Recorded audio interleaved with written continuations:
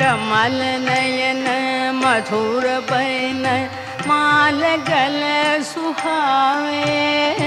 कमल नयन मधुर बैन माल गल सुहावे चपल चरण मन मोहन यमुना तट आवे चपल चरण मन मोहन यमुना तट आवे मधुर मधुर मुरली अधर अंग पीत धरी मधुर मधुर